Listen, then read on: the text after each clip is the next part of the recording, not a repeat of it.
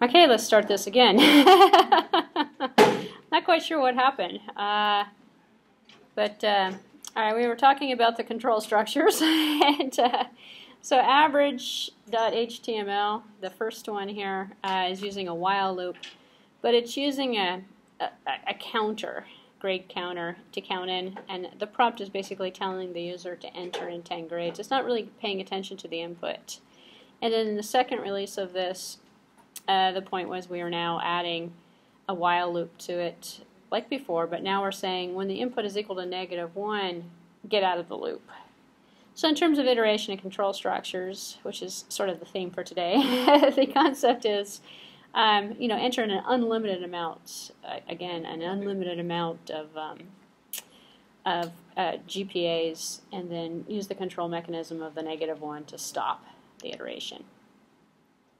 And then here's our prompt up here. So each iteration of the loop will open up a prompt dialog, allowing the user to enter in another grade and then another grade until the user enters at -1. So, and then terminating at -1. And here's how the program looks. It says enter in an integer grade, -1 to quit. The dialog displays 4 times using these values, and then it terminates. So we have another one called analysis, where we're going to use a while loop that will continue until the value of the student is 10, meaning 10 results were entered in.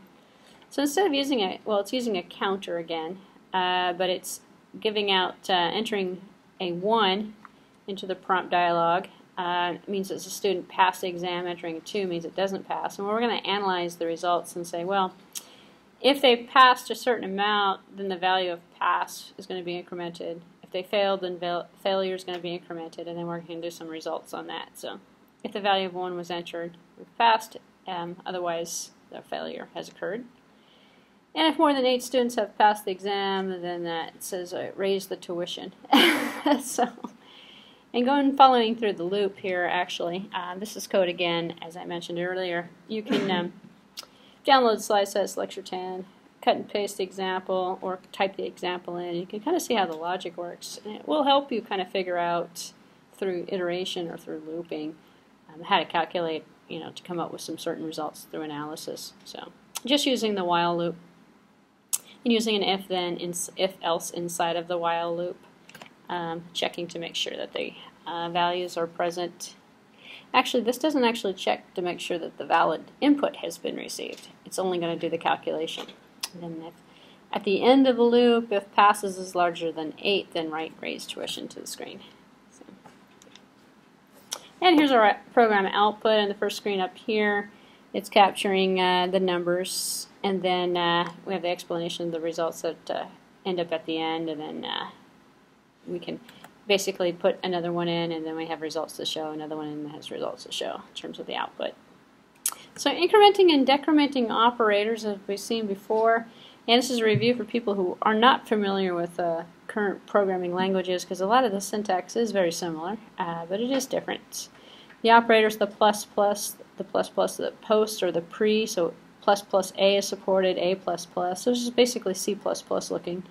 Minus b, b minus minus for decrementing, which is a shortcut. Instead of saying a is equal to a plus 1, a is equal to a plus 1 again, just a++ is a little easier. And then the common, the plus equals, minus equals, stars equal, to increment the value of the variable. Sample expression c plus equals 7, which is equal to c plus 7. So it's just kind of the similar concept, but it's a plus equals or a minus equal being used in that. And that can actually make your code a little bit easier to read, less complicated, fewer lines of code, because you're essentially just using this. So here's the post incrementing the variable. We'll print the value and then increment the variable by 1. So C++ increments it first, and then we'll print it to the screen. ++C will do it the opposite direction. So it's a pre-incrementing the variable. So we'll increment the variable by 1 and then print the value instead of after. We'll print the variable and then increment the value by 1, which is actually kind of the same logic that works in C++. But most people don't want to use, for some reason, ++C. They use C++. But if you're just using it as a counter, you don't really need to, unless you're printing it to the screen or something. And then you can switch it around to sort of see it. So here's our post and our pre. Little differences in which, does it get printed first and incremented second, or vice versa. So let's take a look at split, because you're going to need split with a couple of the assignments. Looked at it already in an example, but didn't really kind of go through the bits and pieces and the syntax associated with it. So the split method is a handy way of splitting a string into 2 or more parts based on the character that divides the parts, or I used to call it the delimited character. Character that divides the part could be many things. Could be a comma, slash, a symbol, or another thing of your choice. In fact, you can use an alphabetical character if you wanted to. Doesn't have to be like a special character. And here's a split example where we've got a function divide the string. So you can cut and paste, and as I mentioned before, anything that appears in any of the lecture slide sets you can use in your assignments. So you can use this code in one of your assignments actually. Here's a variable, where is my tool, and we have a URL that's being given to us. And we're going to split the tool, where's my tool variable. So my tool array is going to be equal to where's my tool.split, which we're running a split method on this particular object, and we're splitting it by this particular delimiter character. And then we're going to print to the screen an alert box that has each one of the items on it, 1, 2, and 3. And what ends up happening is an interesting concept is split creates an array for you. And the array index to start with 0, so it's 0, 1, 2, 3. And you can get at each one of the individual items that's delimited this way. So you could say, enter in 10 grades, comma in between each grade or something, followed by commas. So grade number 1, comma, grade number 2, comma, 3.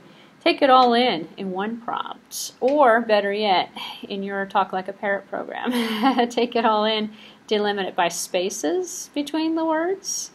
Each one of those begins, comes into a new array item, and then you can take the words and turn them around backwards. You can translate them into something else. I think, actually, you know what? I think what the assignment does is it has you enter in English words, and then it turns it into parrot speak, so you can apply your algorithm for or your technique for changing the words around. And to do that, you could just split it out, comma, space delimited, take each one of the tokens or each one of the word pieces, and then translate it into a Talk Like a Parrot and type it out to another string, copy it out to another string. Is one way of doing it. So let's see. And this is going to be used on a form, and there's going to be a button. So split.html says that. So that was the first part. This is why I can go through a lot of them today. That was our lecture number 10. And let's not save that. I don't know why my video cut out. It's still working now, which is good. Okay. Let's give this another shot. Then lecture number 11 is part 2. Yet again, more examples. Different examples, I should say. So here's the while loop again. We'll continue with a counter. And this is a while counter. So while the counter is less than 7. So instead of using another variable in here, while prompt get something, or while it's just basically changing the position around, we're going to put the counter in the while condition in this particular example. And then increment the counter at the end of the loop. And then this is going to be sort of like a for loop, where it says, I is equal to 0, I is less than 10, I plus plus or something, which is essentially the concept, but it's done in a while format.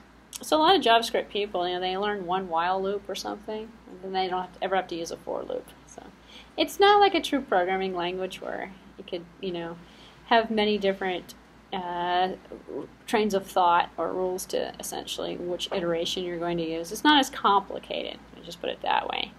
And so as this program continues, it just prints out the font sizes and it increments it by 1 each iteration, so it prints it out to the screen. Here's the for counter, as I mentioned before. For a variable counter is equal to 1, which is our initialization. This should look very familiar for C++ people. Repetition counter, counters less than or equal to 7. And then we already have the plus plus counter incrementing it. So we're going to increment it before we evaluate it instead of after. So we have, you could use counter plus plus if you wanted to as well. So we have the counter is going to print something out to the screen, essentially. And it's basically doing the same thing, but we took the for loop, we took the while loop, we turned it into a for loop. Made it a little bit easier. So the for repetition, and for those of you who are brand new to this, the for is the key word that we're using. And then we're using a variable counter. In my example, I said integer I. Well, that would be if I were working with C++ or Java. When you're working with JavaScript, we know that we initialize a variable using the word var, as we learned last week in the lecture, so var counter. And we can actually say var counter outside and just say counter is equal to 1. We don't have to initialize it and declare it all in the same spots. So the loop does not, it's the same concept that in C++. You can say integer I, and then inside the loop say I. Okay, I is equal to 1, you know, and not have to declare it. So the final value of the counter variable for which the counter is true is going to be 7, and then increment the control variable, and then here's the loop condition as well. So here's an example using the for loop in terms of what's going on, and this is kind of real low level, but it's assuming you don't have a programming background. So I kind of go through this kind of quickly. Otherwise, it's going to get kind of boring. But we have that counter initialized setting. You can think of this as three separate components. You know, we have that counter, then we have the test on the counter, and then we have the code that's going to document, or that's going to run for the document. So the body of the loop, essentially, the control structures. So here's another example of the program. So the for loop is going to continue until the value or the number is greater than 100.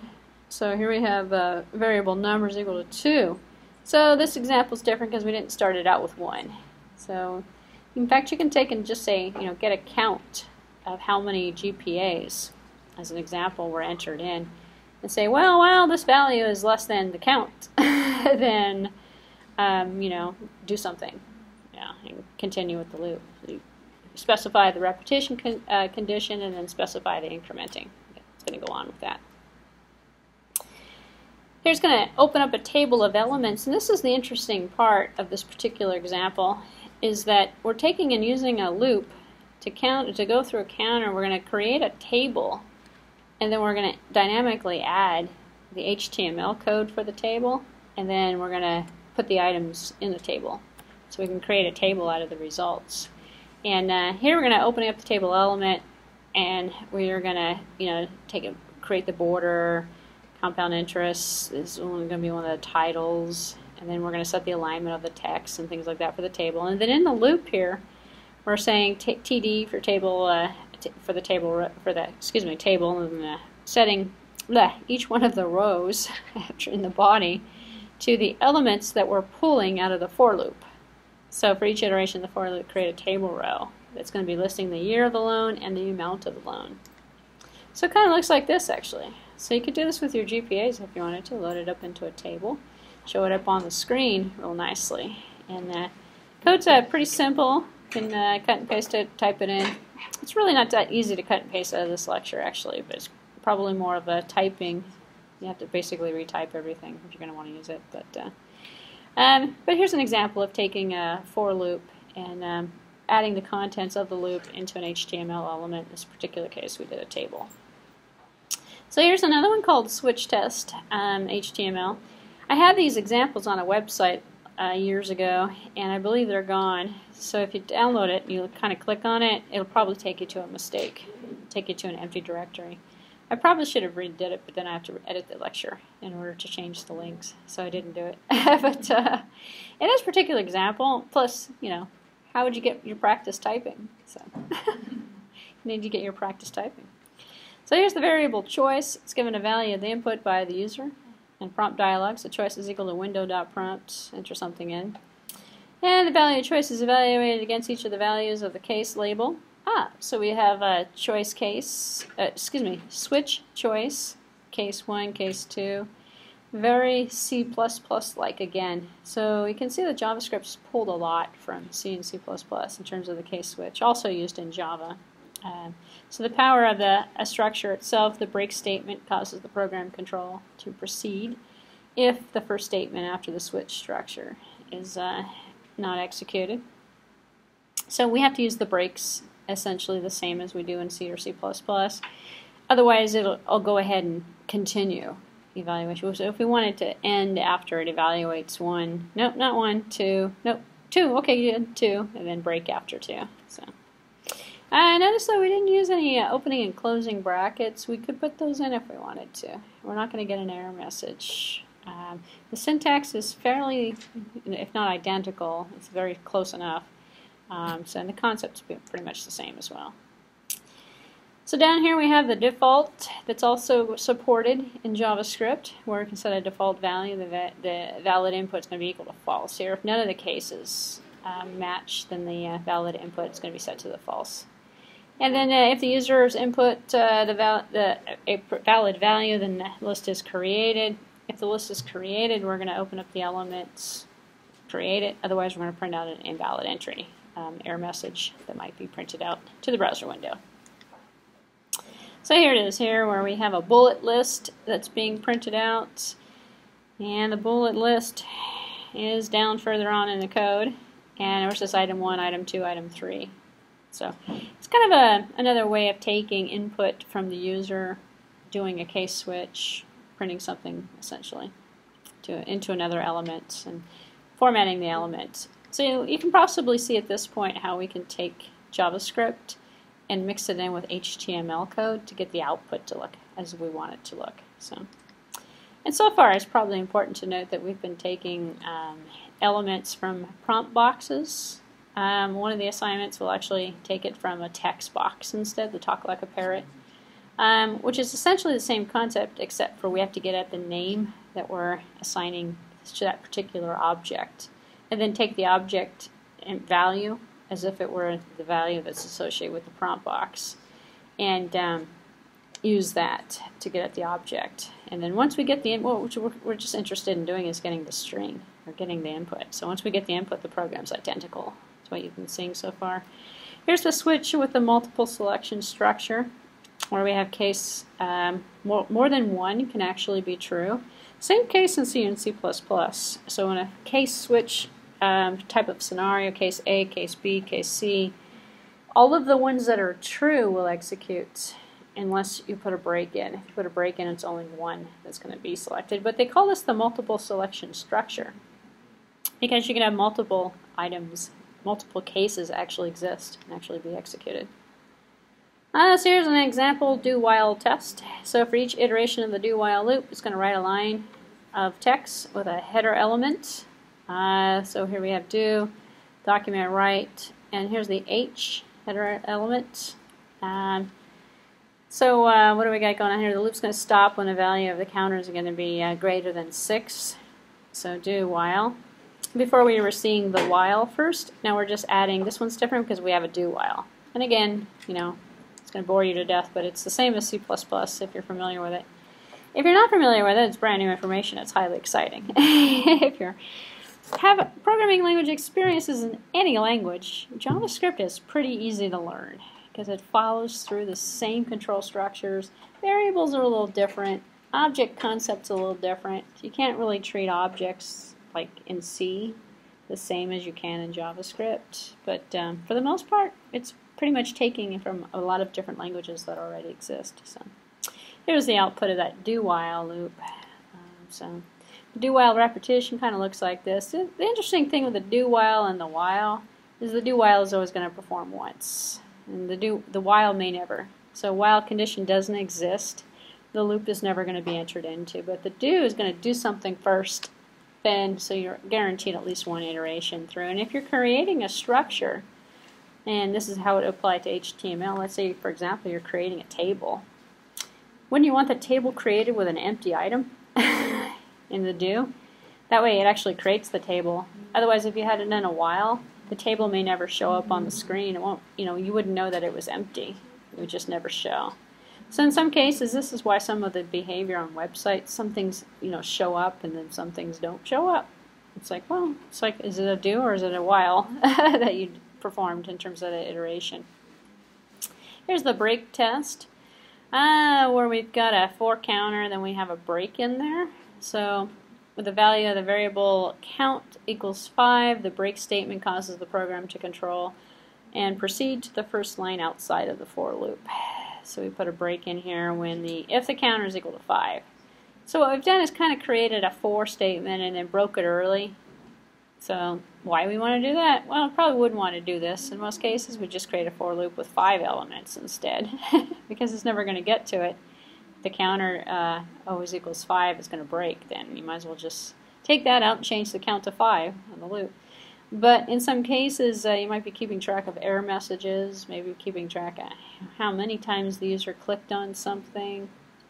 And you can test for those types of situations. So counter is 1, 2, 3, 4, 5. Broke the loop out. Counter is equal to 5. So here's another one. It's called continue test. If the counter is equal to 5, then continue. So what this is doing is it's showing you 2 kind of keywords that we've used so far. The break that you're familiar with already, for the most part, used in the case switch. And then the continue, which is kind of an interesting counteract. And we actually have a continue in C and C++ as well, but nobody uses it for anything. And I would say it's probably used for about the same number of times in JavaScript as well. Except, if the user really wants to continue, they can continue, and then they can, so it's going to skip the remaining of the loop and go out to the next line after the for loop ends. So while the value is equal to 5, the continue statement continues the program, and it proceeds to the next line after the loop at the end. So it's the same program, it's just using a continue. And then here we have a break label. Interesting. Now we put up a label up here. This is, believe it or not, also supported in C and C++ and also Java, the label concept. It comes back from the old go-to days. Go to this label, used for error checking, or error handling, I should say, when something fatally happens and it goes to this label, and the label says, abort immediately. And then it says, fatal error occurred, system shutting down, and then the program exits or something, because it wants to, catch a mistake. So the stop here, this word stop, is the label for the break statement. And in here we say break space stop, which is different. This is how we use it in JavaScript. Slightly different syntax. In fact, for the longest time, go to this label was supported in most languages. Now we just put the word there when it hits stop. Oh, go to stop. So the break statement is going to be encountered if rows are equal to 5. So after 5 rows, it's going to go to the stop, and the stop's going to print something to the screen or do something or go through another loop. In this particular example, it looks like. So here we have printing out asterisks to the screen. It hits 5 rows, and then it stops and ends the script. So this one's called continue label, so it's the same thing, but instead of stopping, we're going to continue.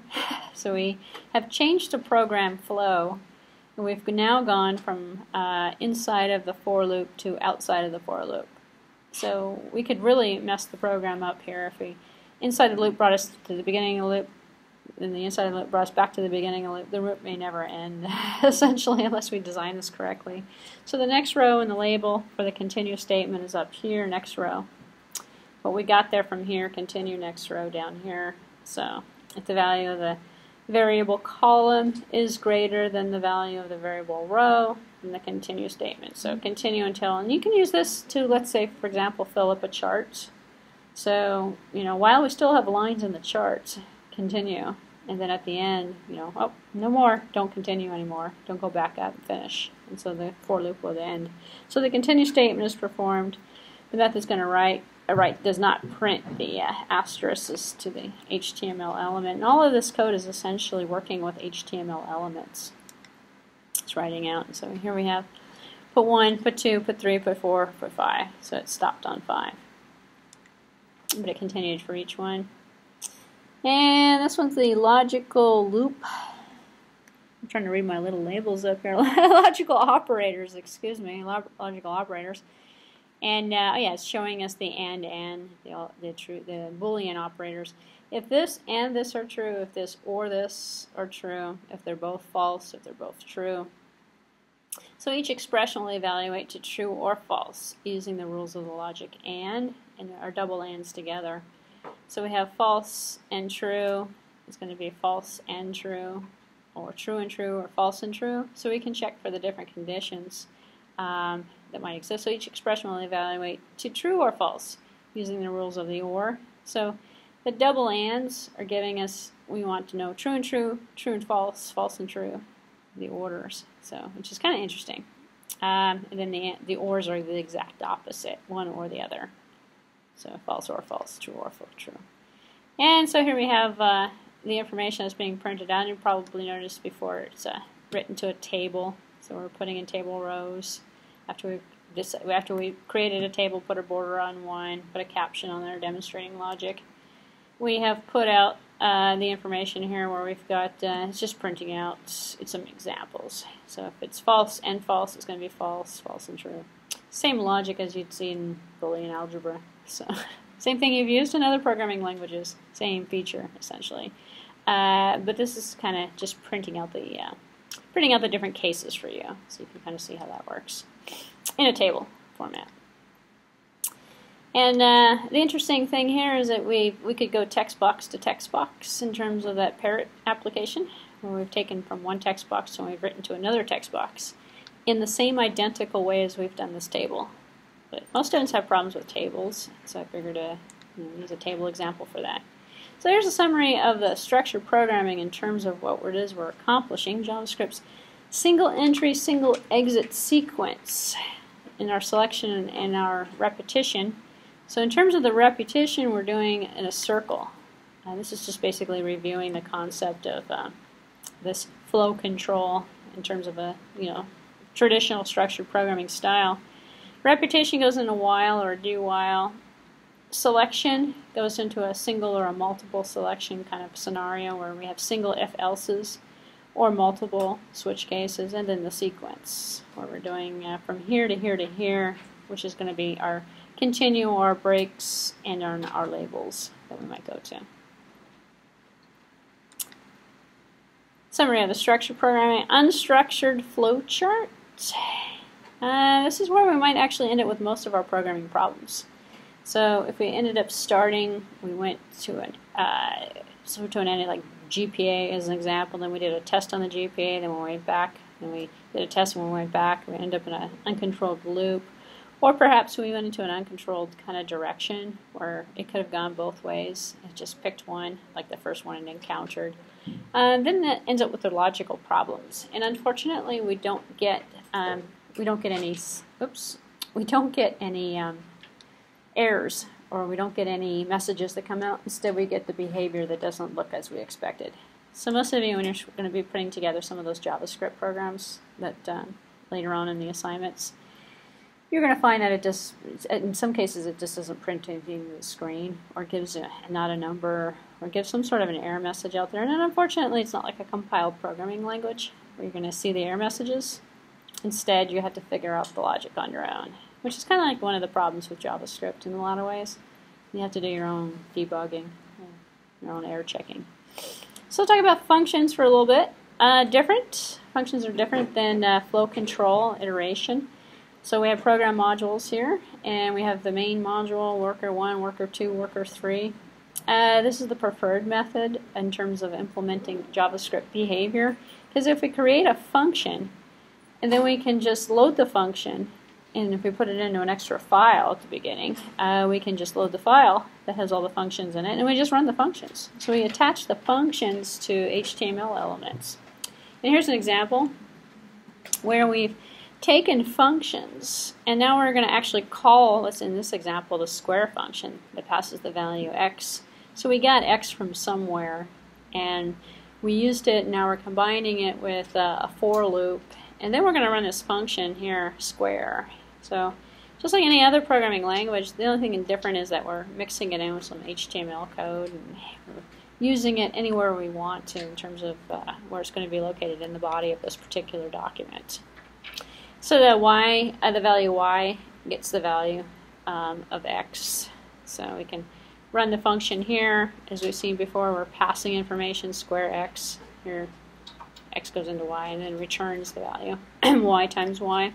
So it takes x and times it by x to square it.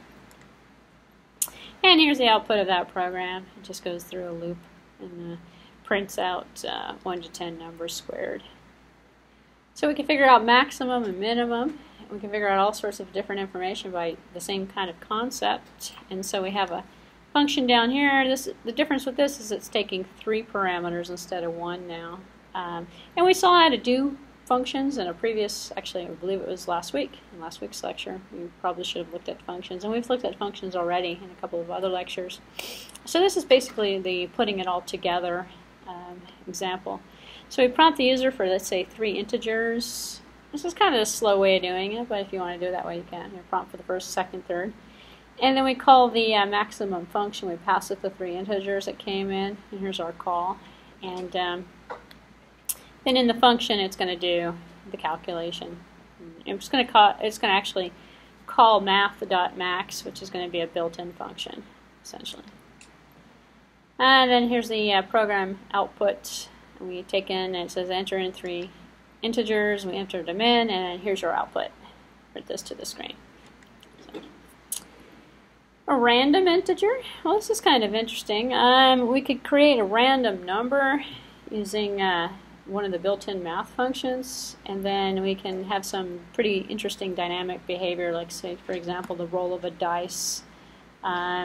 Pick a card, randomly come up with some output from any particular activity. So for the for loop, it'll create 4 rows and 5 cells in a table, and then we're going to randomly use a method floor that rounds the number generated by the random down.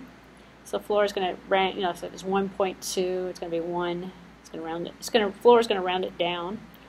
And then here's the random function here, math.random.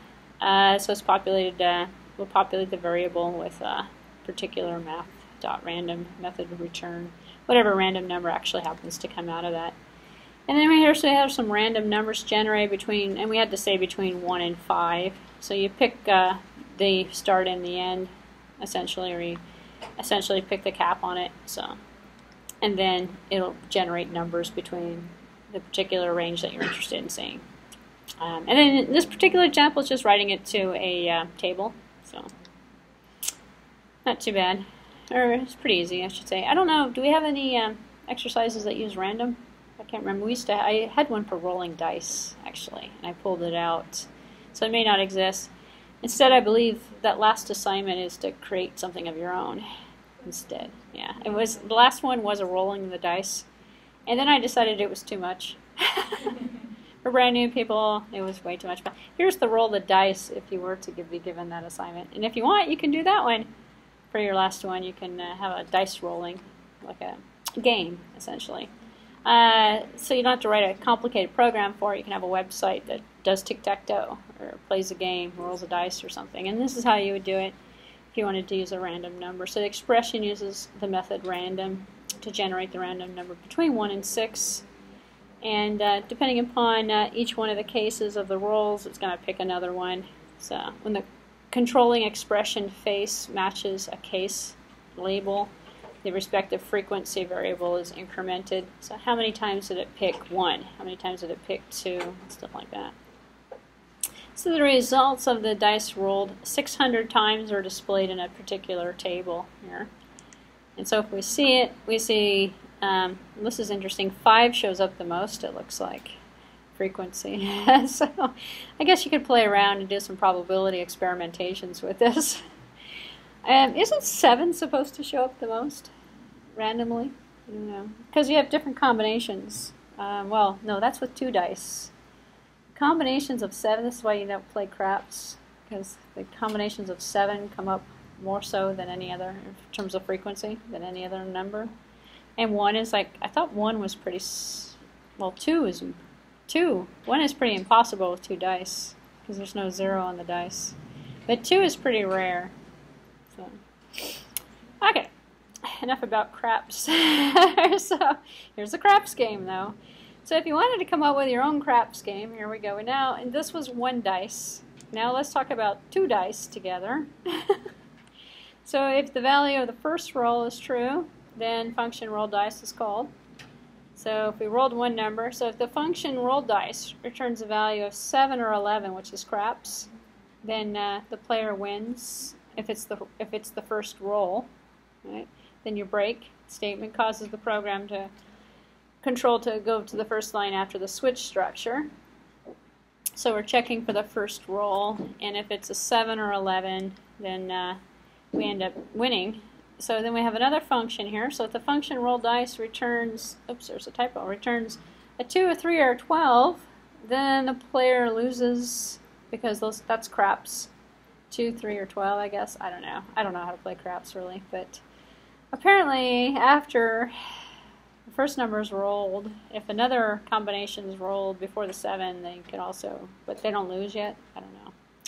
Anyway, we're checking for more combinations essentially, and then game status keeps changing. So game status is a variable that's going to be lost, and then if game status is lost, then it's going to print something to the screen. If it's 1, it's going to print something else to the screen.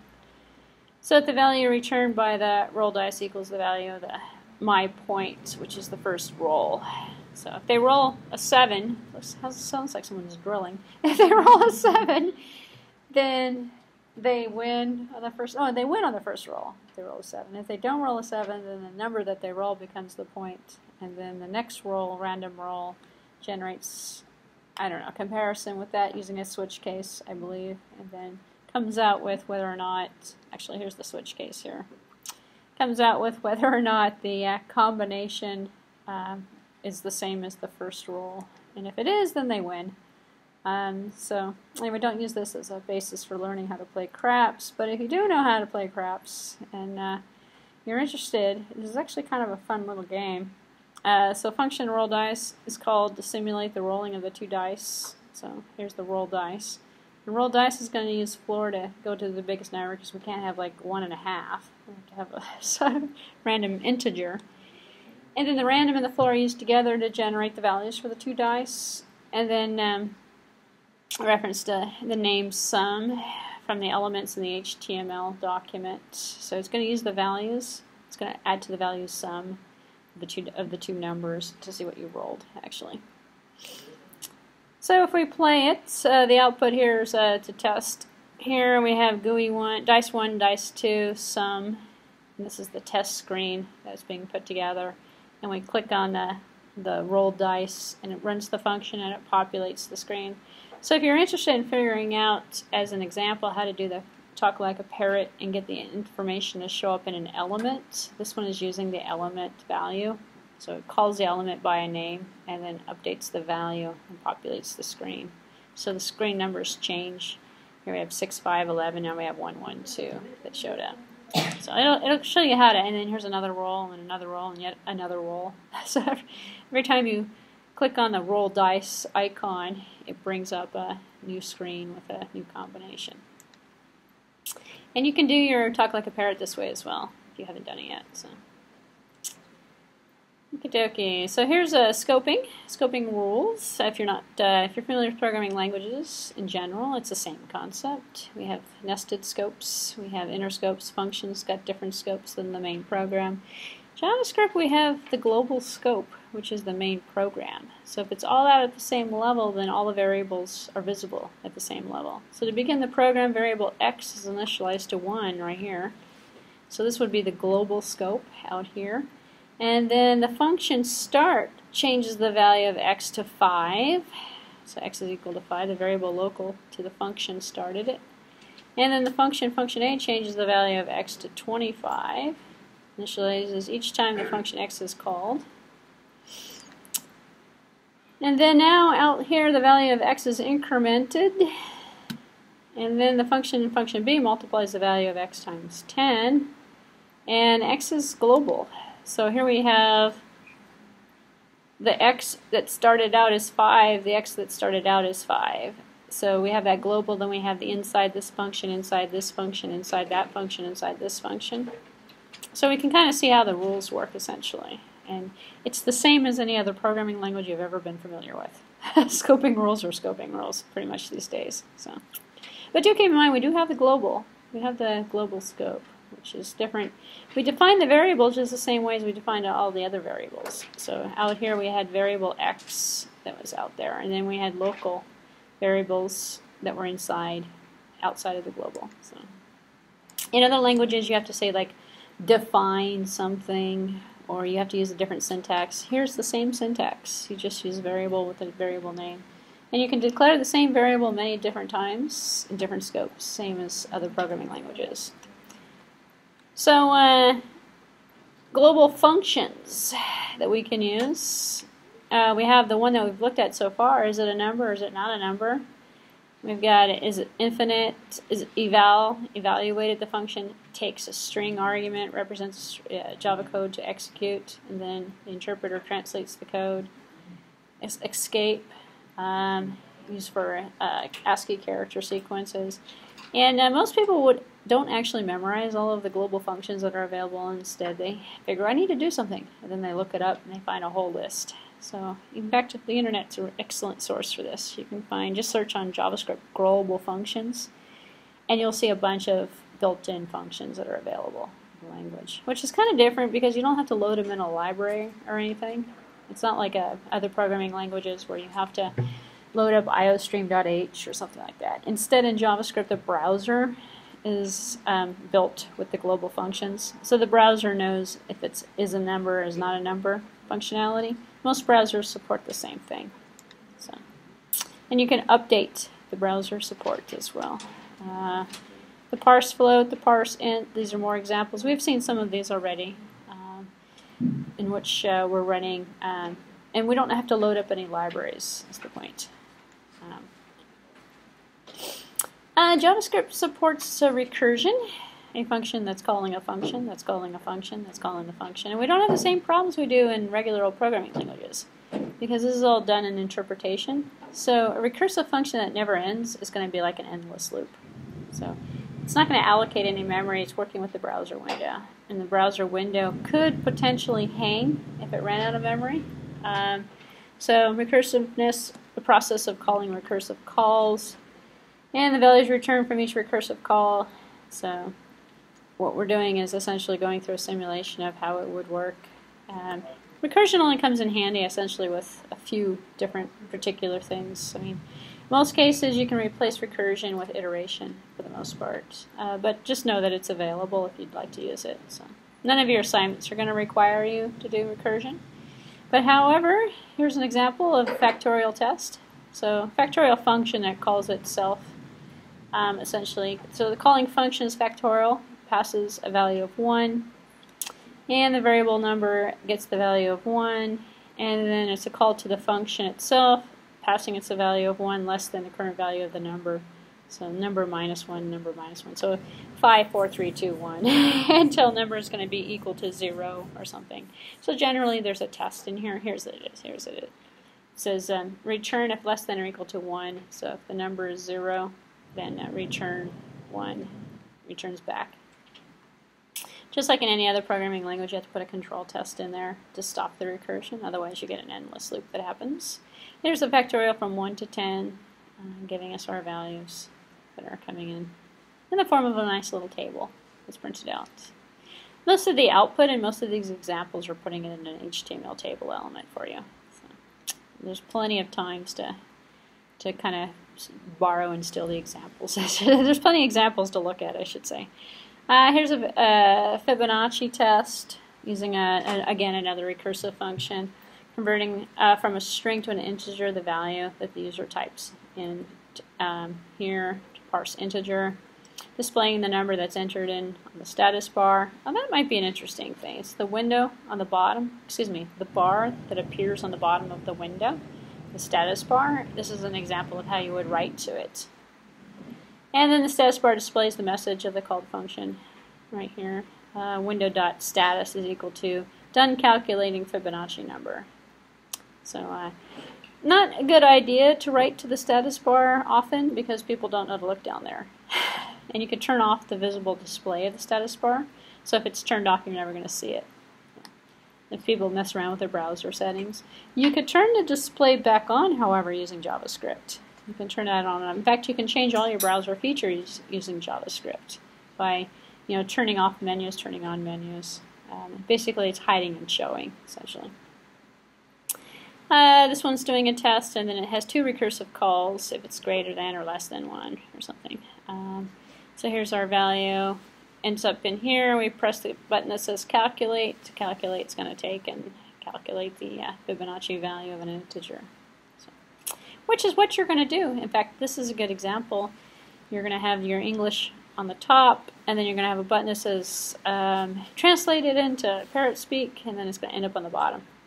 So the format's pretty much, this is done in a table. You can easily use a text box, or you can use a table for it. You can use a table element for it, actually, if you wanted to. I don't believe the assignment requires you to use a text box. I'm not sure, but I'm pretty sure if you want to use a table, I'm not going to take off any points for that. So. Here's the program output, a couple of different examples of different numbers entered in. So. Example using of recursion for the Fibonacci series. It's essentially the same concept, but it keeps calling itself instead of calling different number. Instead of the functionality actually occurring inside of the function, it just calls the function again, so it can run through multiple times. So let's talk about arrays for a few. And we know that the arrays start with 0. They go to however many elements we add. We know we can use a split function with a delimiter to create an instant array for us. And here's an array that has 12 elements starting with 0 through 11 in the next value. Basically the same as what we've experienced in any other programming language. But how do we create an array? We actually say new array. If we're not going to split something out, put it into a variable and treat it like an array, we can just say, here in this particular example, variable n1 and n2 are going to be two new arrays. One of them is going to have 5 elements, and the other one's going to be empty. So this has a 5-element array. This is an empty element array. We can always add to it, though. We're not stuck. So the for loop initializes the elements n1 to their subscript values of 0 to 4, right here. And then so the for loop will add the elements to array n2. So it's going to add it to n2 from n1 to initialize that array from 0 to 4. So then each function displays the contents of the respective array. So the output's going to essentially display the content. So output array is a function that we're going to send an array to that's going to output it to the screen. And here's the function right here where we've got the output array function where we've got the header and then the array. So the second time the function output array is called, the variable header gets the value of array n contains, which is the string that we're going to put at the top of the list. And the variable the array gets the value of n2. So when we call the function over here, we're calling it with the array n1 contains, the array n2 contains, which is essentially the text that we want to display. We're just passing it to the function. We could have displayed it outside, called the function, ran the results. just showing you that we can create it with two separate ones. And then we're doing a document write line. Here's the header element, and we have the header. And then we have the table border. It's going to be something we're going to define the table, and then we're going to put in there the values of the array. So, keeping up with our table theme, we have our array n1 contains subscript values, the values, subscript value.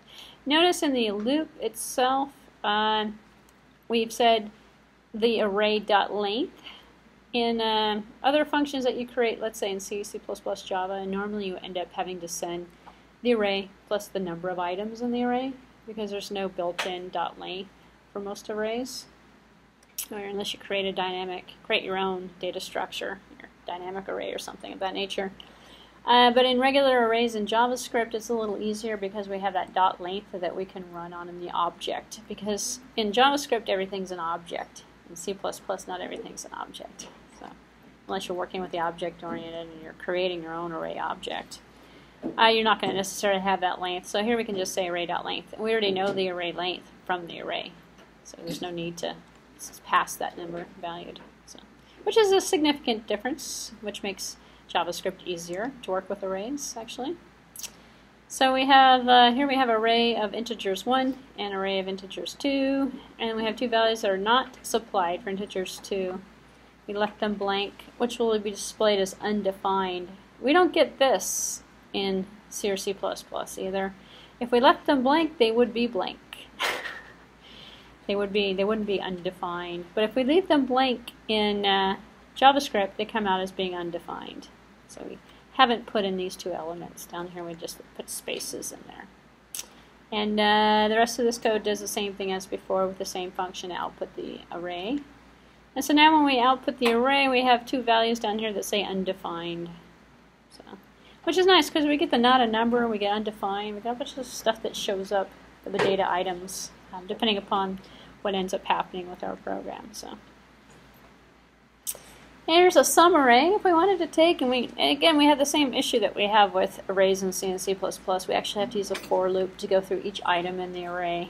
So even if you took all of your GPAs and you split them out, you put them into an array structure, and you would actually have to still go through a for loop to add them all up. So, which, you know, you'd think, you know, higher level language that they would automate that for you, but they don't. So the for loop sums the values contained in the 10-element array called the array.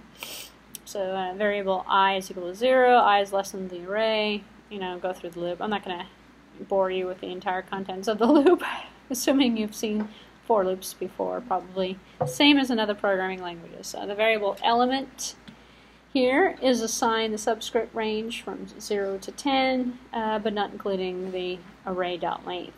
So it's one less because we have 0 through 11 if we have 12 items in the array. So then we have our program output, so the total using the subscripts is going to be equal to 55, and using the for in is going to be equal to 55. And so here we have a roll dice.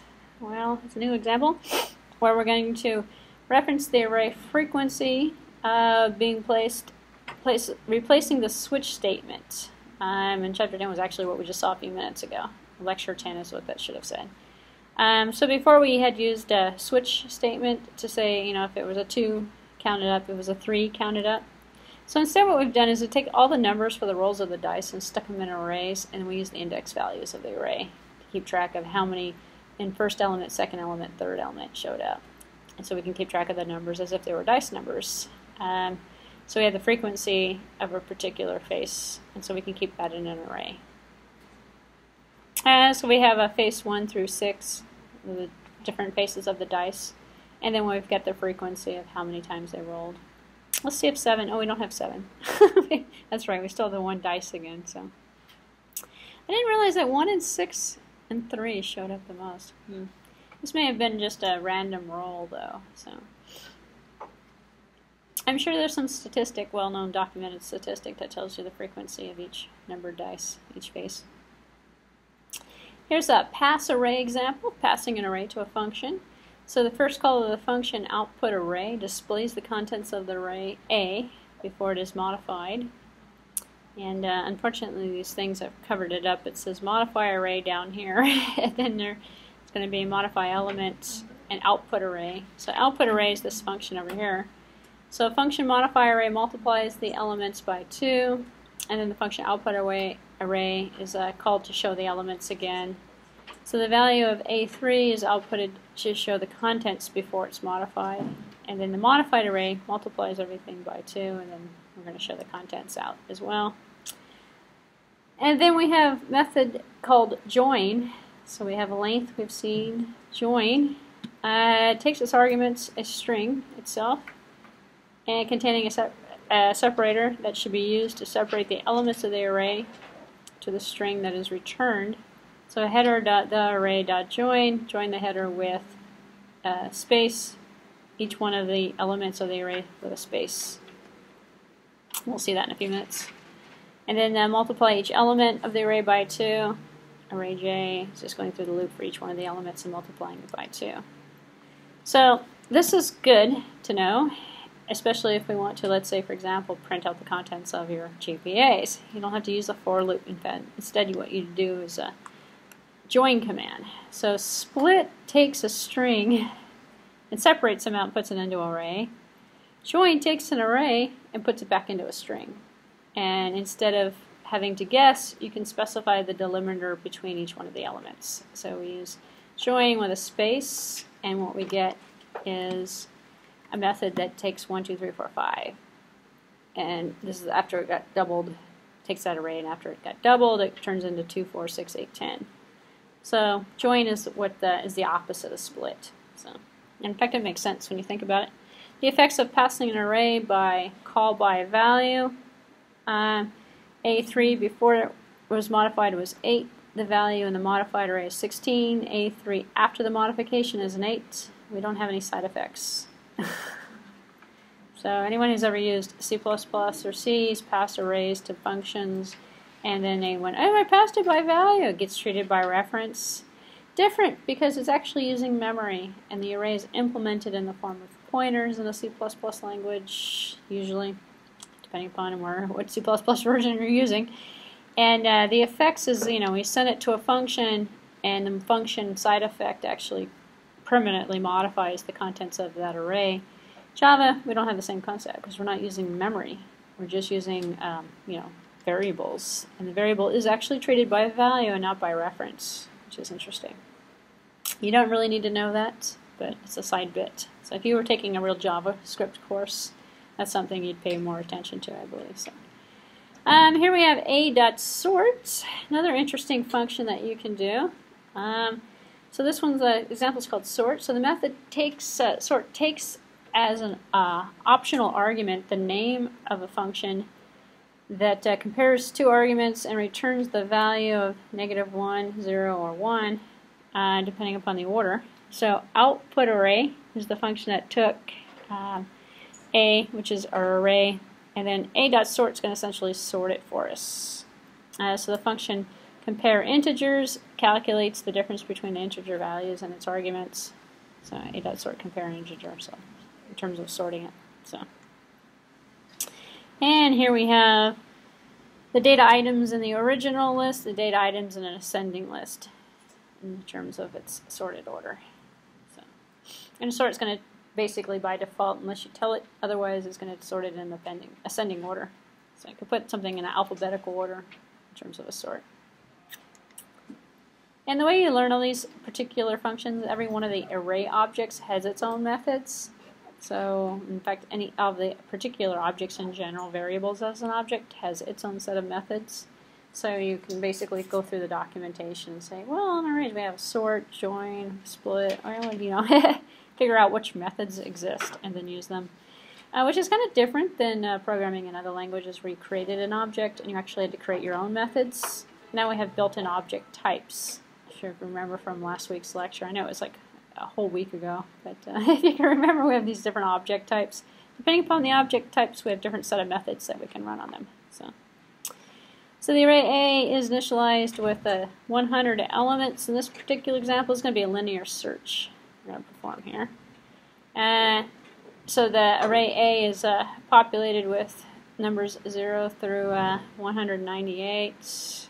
So fill the array with a bunch of numbers, give the value a search key, and then we're going to run a function called a linear search that we're going to create. It's going to search through the array given the key and find the value.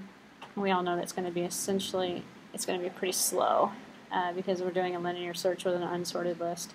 So it's basically an example showing you how the sort would actually help you in this case. So in particular function is going to take the linear search here, compare each element with the key that's provided, and then if it's a match, print it to the screen, which is essentially how you could perform a search, linear search through an array if you'd like to. So, not like real Java that has a built-in package, well, there's a package that has a built-in functionality for lists, as we've seen. JavaScript doesn't support that. You actually have to do it yourself. You have to write your own linear search function. And here's our output. Enter an integer, search key, 38. It's found at element 19, 99. Value not found. 99 wasn't in the list, essentially. So here's a binary search. What is that? Well, you take the list, you apply the sort method to it, and then after you've sorted it, and you can see, if it's in ascending order, numerical order, from 0 to 100 or 1,000, 15 elements, 0 to 15. Then we can go, well, is it higher or lower than half the list? And then split the list in half again. And we go, is it higher or lower than that half the list? And we can find the element a little bit faster, actually. Binary search is essentially going to increase the speed, efficiency. So the function binary search retrieves two elements, the array A and the search key, same as before. And now what it's going to do is it's going to sort it to begin with, and then after that it's going to find a key for the middle. So we have the middle, the high, and the low. And so we're saying, well, and then we split the list, and split the list. Is it before the middle? Is it higher than the middle? Because if it's before, if you have a search of numbers of 1 through 50, and then if the middle is 25, and your number is 35, you can eliminate 1 through 25 immediately. Now you're searching 25 through 50, and then split that out and say, you know, what's the half of that, and was it higher or lower? And then you can essentially reduce the computational speed. So, increase the computational speed, reduce the time that it takes you to find that particular number. So the function here, it says build output. It creates a markup that displays the results of the search. So, and here it is here, where we've got the actual binary search. That's this is a pretty cool example actually, because now we're looking at a text box. So if you're interested in figuring out how to do the talk like a parrot example, text box to text box, here we have the text box that's being populated with the particular element. I'll leave you to look up the code for that, but you enter a number in here, you click on the search, it runs the function that's associated with the button, and then the results are printed out to the screen, which we're just basically taking the list, cutting it in half, cutting it in half, cutting it in half until it finds your value. Multiple scripted arrays, same as C, C++, Java, other languages, we can have rows and columns, which is done essentially the same way. So double scripted arrays, 3 rows and 4 columns in this particular example. So the column script, the row script, and the array name. So it goes rows and columns, same actual syntax as C or C++, so it makes it easy to remember actually. And actually that might, you know, be a good selling point for JavaScript because it follows normal conventions. Other scripting languages don't. So it's harder to learn it. So what makes JavaScript kind of easier is that it uses rows and columns consistent with other languages. So here's the array, and you don't actually have to use an array. You don't have to use a 2-dimensional array in any of your assignments actually. It would help you to use an array in some of the JavaScript assignments that you've got, but not a 2-dimensional. Probably is not going to help you at all. It will probably confuse things even more. So here's the array, array 1, array 2, and then we have a function output array that's going to display the array's elements to a web page. And then we have a reference to the multi-dimensional array, the array, here where we've got the array is going to have elements of array number 1 and array number 2 essentially put into it. So values in array 1, values in array 2 that are being printed out. So that is everything you ever wanted to know about the control structures. That's part of JavaScript as well. And what I want to do is kind of preview through real quickly and show you what's in the lecture 8. So what I just did a few minutes ago was I went through 10 and I went through 11, which is kind of fast, but it's kind of boring to go through each line of code and learn it. And the only way you're really going to learn it is to practice it. So that's just why we have those assignments for you to do. This particular lecture is nothing new. It is a repeat of all 3 of the Java lectures I've given you so far. But what's different about this one is it mixes it in with more examples. So if you're lost in terms of implementing the code that you need to code for the JavaScript functionality, this lecture is going to go through it. And also kind of gives you the differences between client-side and server-side, which we've already covered. Scripts versus not scripts. You don't have to know anything about VBScript or JScript as an example, but it's interesting to see them compared. Very similar to JavaScript, actually. They're just made by different manufacturers, different companies, supporting different technologies. Very similar, though. They're all considered scripting languages. One's by Microsoft. Actually, both of them are by Microsoft. So, JScript I don't believe exists anymore. It was pre-JavaScript, or it was Microsoft's version of JavaScript back in the 90s. Supported by older web browsers. JavaScript is pretty much the de facto standard for that. VBScript does still exist, and it works inside of Microsoft Visual Basic.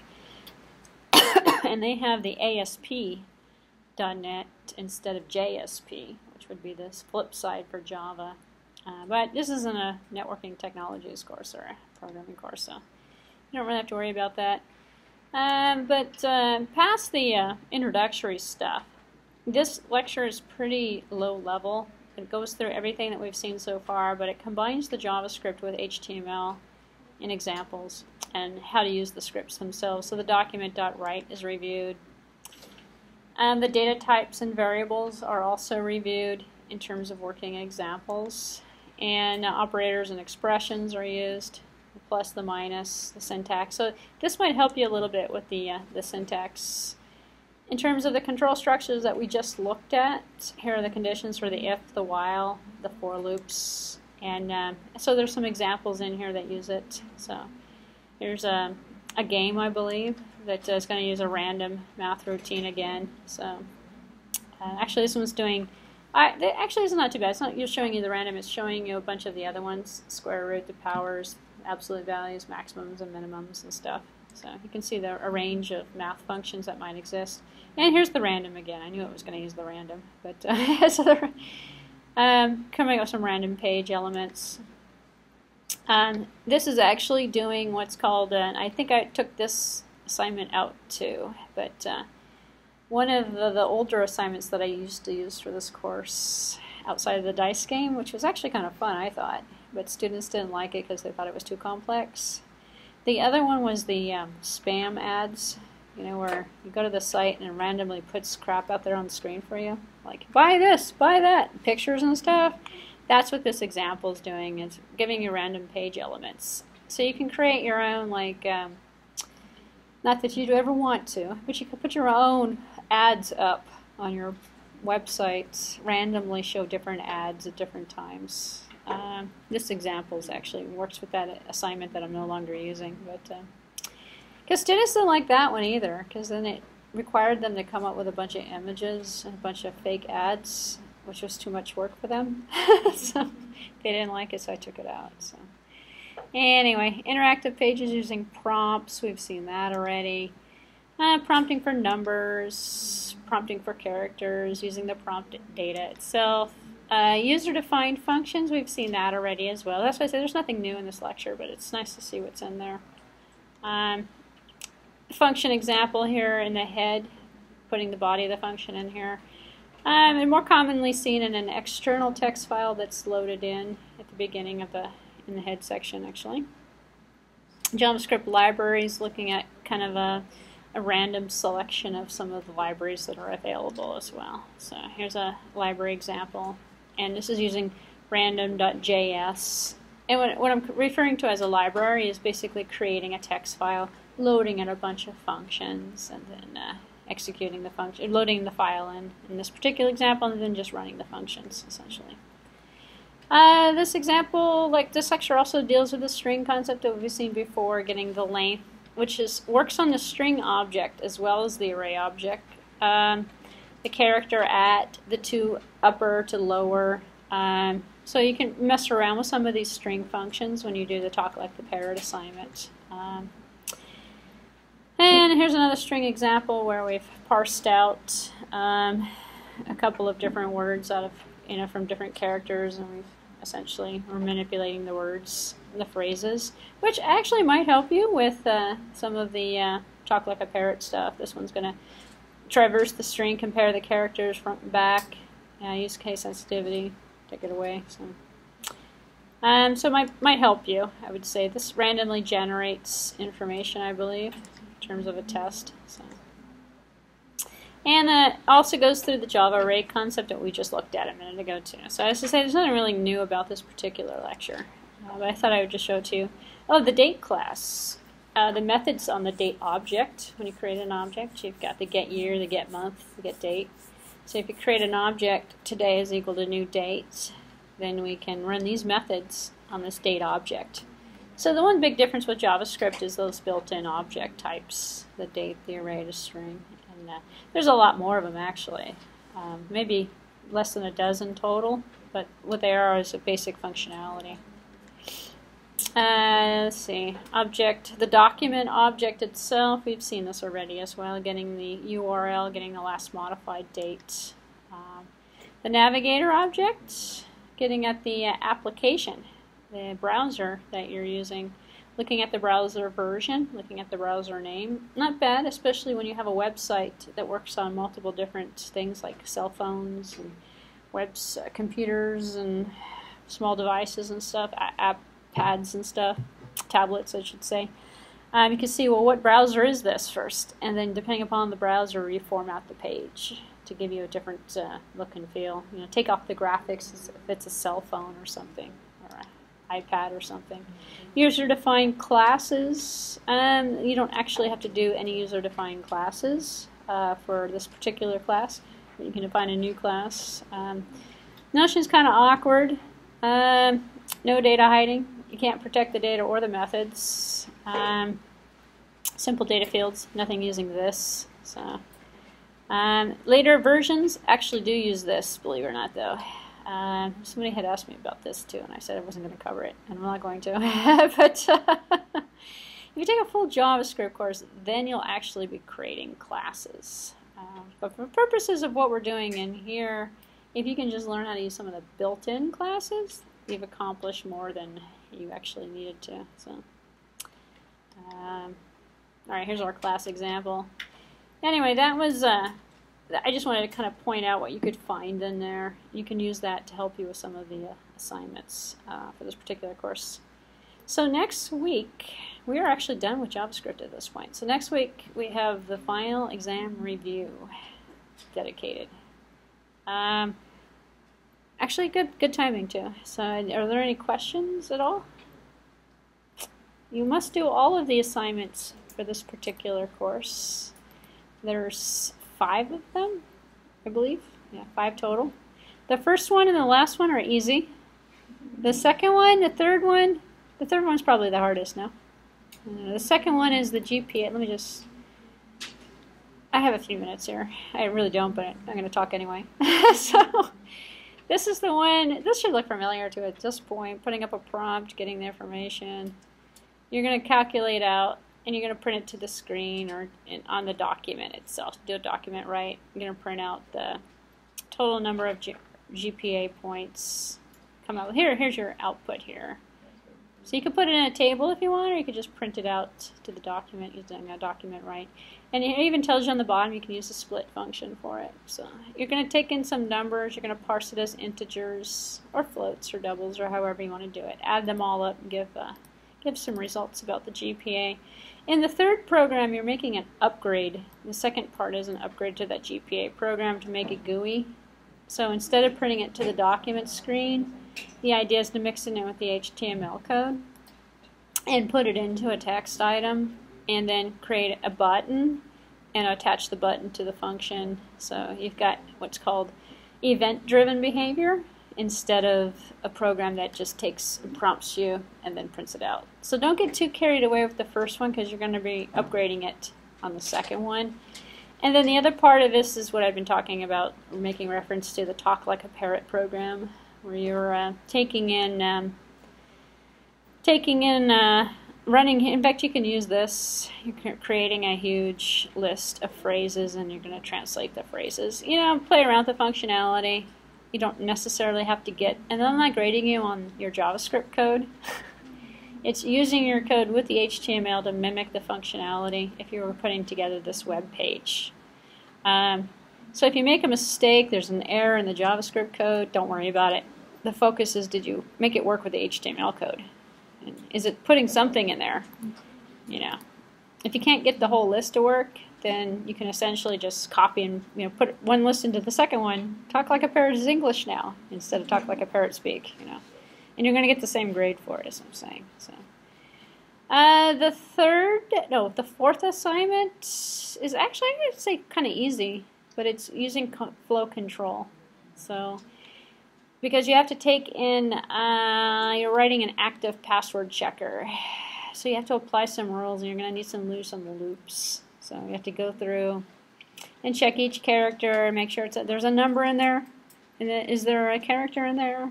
And essentially, it's all about iteration and flow control, which is that last two lectures, 10 and 11, giving you the if, the switch, the for, the do, the while loops, this program is all about looping. So you'll end up having to figure out how to nest the loops and the checks, essentially. And it's not really too bad. And the fifth one's a piece of cake. The fifth one's write something on your own, create your own website. And if you want to, you can take and do a craps program. Or roll the dice, and you know where to get that code from. And the code should be working just fine. Pull it out of the lecture, reuse it if you want.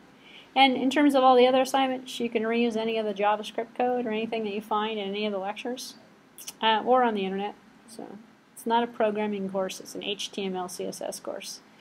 But you can only do so much with HTML. To make it dynamic, you got to mix it in with some JavaScript or something. So. All the assignments are due on the 16th, I believe, of August. So probably should start working on them if you haven't started working on them yet. Not a bad time to start thinking about it. There's only 5 assignments for the whole course. There is a midterm, however, and there is a CSLO essay, however. So you don't want to wait too long before you start working on some of this stuff. Questions, comments, concerns? It's complete silent. So I assume everybody's great. Then on that note, we'll end for today. We're done. Sign the roster.